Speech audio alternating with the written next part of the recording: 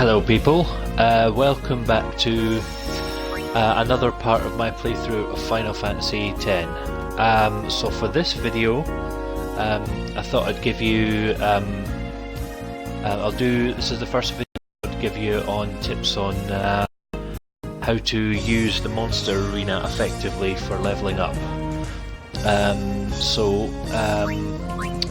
What I thought I'd show you is a couple of tips on how to maximize certain monsters in order to level up very quickly. So the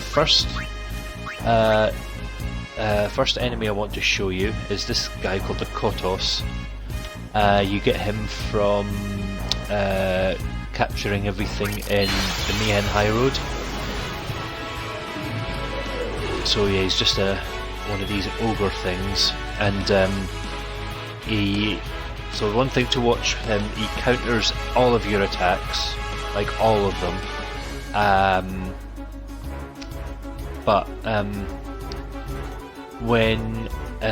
if you just beat him normally, he drops 40 healing springs, but if you do one of your extract, or like I'm going to use extract power on because I need some power spheres, and then just beat him as normal. I'm not going to heal Auron because when they've got their celestial weapons,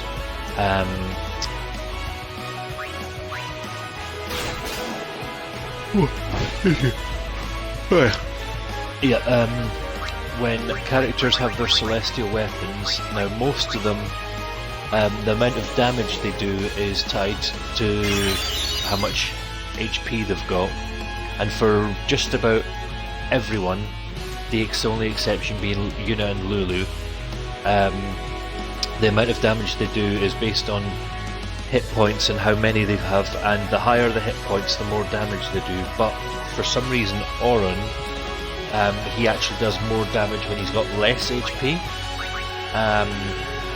So that's why I'm not healing him, so you can do maximum damage. But unfortunately, that does mean he does get knocked out on his next hit. But don't worry, I'm just going to Phoenix down on Auron.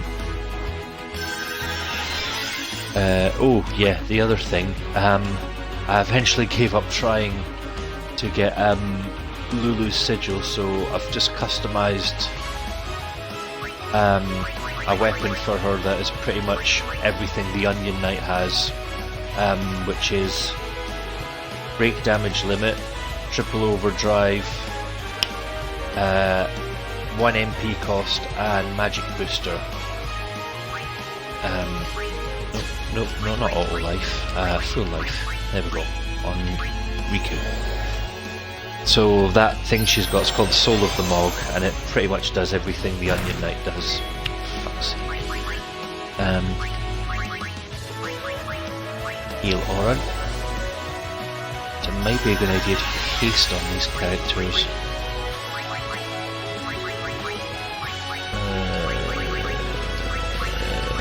Oh, she doesn't have haste. Okay. Actually, I'm going to bring Lulu out because she's not very good for this fight. Let's bring in Tidus. We need hard hitters.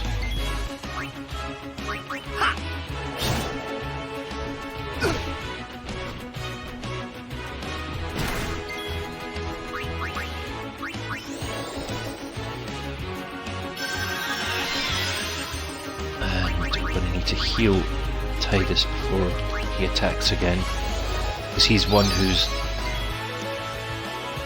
damage is related to like having higher HP rather than lower HP.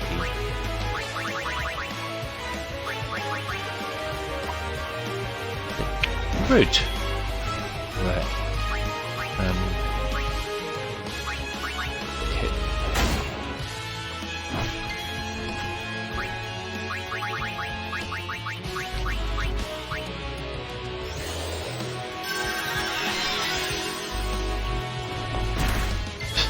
I knew that was going to happen. Nope, I'm on the wrong menu. life. There it is. So yeah, this thing has got quite a lot of HP, and you will be doing a lot of healing and reviving because he is a very hard hitter. In fact, I'm going to just bring Yuna back in to do some quick healing on Riku, because she's another one whose damage is linked to her hit points. And quick hit. And there you go. Yeah, I've been doing a little bit of grinding, so Riku is now hitting very hard. And there we go. You get 40 power spheres, or whatever spheres you extract from him from doing that. So that's a good way to get lots of extra spheres for leveling up. Now, the next tip I'm going to show you, it's quite a famous trick. It's something called the Don Tonberry trick. But first things first, I want to show you an enemy that you should try and fight before you try this Don Tonberry trick. Go into Species Conquest and fight the One Eye. And the reason being is the One Eye, oh good, preemptive strike. One Eye drops weapons with triple AP, and that obviously more AP equals more better. Quick hit. Yeah, Yuna's getting to be quite a powerful hitter as well. The thing is, One Eyes don't really take a lot of hits to defeat. Also with them you'll get magic defense spheres. Ah, brilliant! And sorry, yeah, Lulu's was one of the people I was looking for a weapon for. So when you get a weapon from the One Eye, and it's a 3-slot one, so go to it. I've also got one for Orin there as well. Sorry, I'm just getting distracted there. So I'm going to show you. You'll get. Remember, I was talking about things called Doors to Tomorrow, which you could steal from the Ultima weapon in the Omega Ruins, or you get 99 of them as a prize for unlocking one of the original creations in the monster arena. But they've got this thing called Overdrive to AP. Put that on the weapon, and if you can find anything like if you've got enough winning formulas, put triple overdrive on there if you want, or if you want to just it won't let you put double and triple because that would be anyway. If you want to put that on and keep them at like a low level, then that's up to you. I'm going to put that onto this comic cactuar as well. Okay, there's something that... I've already done that. Right. Okay. Right. So, just tidy things up a bit. Right, so what you want to do for the characters that you want to level up really quickly, for this one I'd quite like to level Lulu up a bit, and Kimari, and also I'll use Tidus as well. So what to do with these characters, equip them with that weapon that you've just put the overdrive to AP on, so comic cactuar for Lulu, this Durandal for Tidus, and Horn of the Ronso for Kimari. I've already had one for him. Right. And then what to do is get your overdrives.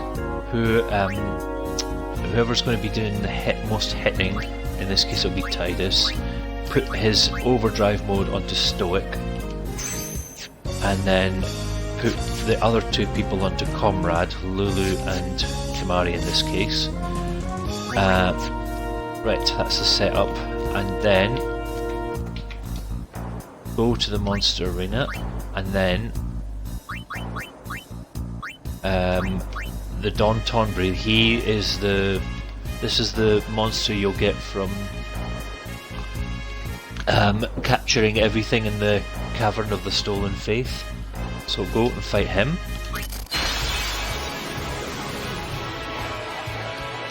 And what you want to do, whoever's going to be doing the most hitting, I'm just going to... Kimari's got auto haste, so I'm just going to put it onto Tidus. And then I'm just going to get Tidus to attack. And then Don Tonberry will automatically use this thing, Karma. And that does a hell of a lot of damage to him because Karma is an attack based on the amount of enemies a person has killed. Because Tidus has been doing a lot of killing, that's going to do maximum damage to him. And because he's got Stoic Overdrive mode, he will basically get an overdrive build up, but because it's being turned into AP, the overdrive will turn into AP, and this is the best way to do some leveling up. Forget she doesn't have haste, so just get the other two to defend, or just put haste on Tidus or something to get him to act quicker.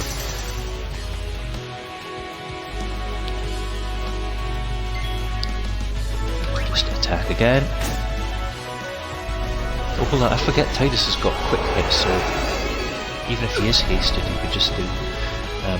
but yeah, just keep doing that. If you've got somebody with auto Phoenix like Kimari does, then even better. Because then you don't have to keep reviving whoever's the main hitter, you don't have to keep reviving them.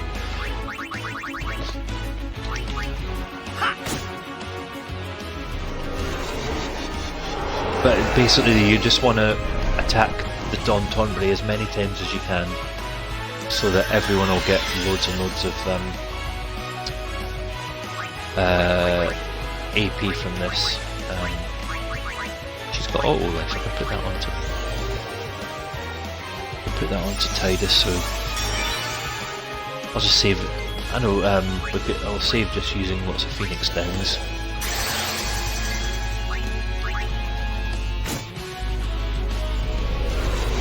Attack again. So whenever the Don Tonberry gets a move, he just sort of creeps forward a little bit, and once he's done it about 4 times, that's when he'll stop doing Karma, and then when it's his turn he'll just attack with Knife, which is like an instant kill. And then you've got the choice, you can either just defeat it, or you can just flee, and even if you flee, you will still get loads and loads of AP, and it's really satisfying to see the AP levels just shoot up after this trick.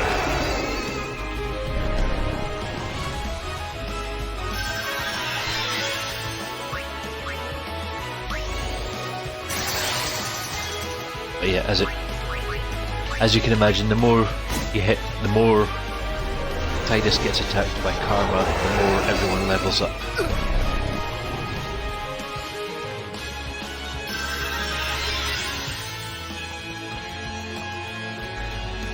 Still not forward enough to do his knife attack, so you can still get some more hits in.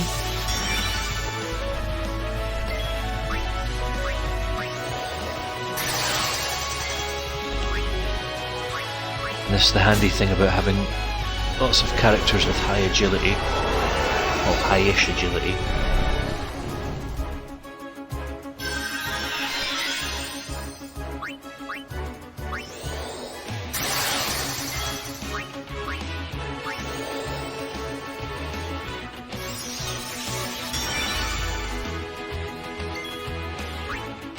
hit. This will probably be the last hit we can get from Don Tonberry, because he's going to creep forward and he's not going to do karma anymore. So I'm just going to show you, I'm just going to flee the battle and show you that you can still get loads of AP from this. Watch the AP levels just shoot up. Oh, that is lovely, so satisfying. So that is a really good tip for leveling up very, very quickly. And one other tip, well, let's just put everyone's good weapons back on. One other tip that I can suggest to you for maximising for getting effective leveling up, fight the Chimera Geist a few times, because he is the easiest. It's the easiest monster to defeat in out of the area out of all the sort of creations. Like just how much is? I don't think Kimari's doing anything. Damn it! No, still not. Yeah. If you fight the Chimera Geist, he's the easiest monster out of all the created ones, and he drops return spheres. Yep. And the other monster you'll want to beat is the Sleep Sprout, because every time you kill the Sleep Sprout, he drops teleport spheres. And if you have a character leveled up high enough, you can kill it in one hit, but you have to be like doing maximum damage for that. I'm gonna give it a try. That might be a bit of a risk, especially because if that thing counters with an attack called Good Night. It's basically like a stronger version of the pollen attack that usually these things usually hit with.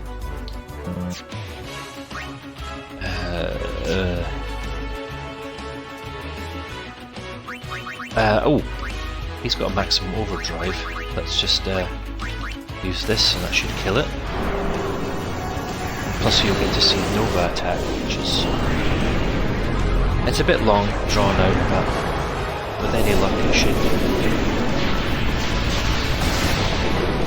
instant kill this. There we go.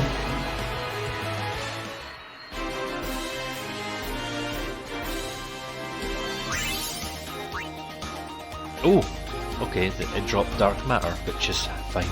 Yeah, all the original, all the sort of creations will rare drop Dark Matter, which is handy because if you get 99 of them, you can put a ribbon onto your armor, which means, which basically protects against almost all abnormal against all status abnormalities. The only one it doesn't protect against is Curse. But still, that's going into a battle with protection against pretty much every status element is brilliant. So, yep. So that's a good couple of tips for leveling up very, very quickly. So that's all I wanted to show you for this video. So I'm going to finish this video now, and I'll come back and take you through some other tips in the next video of how to use the monster arena effectively. So thanks very much for watching, and I'll see you again soon for another video.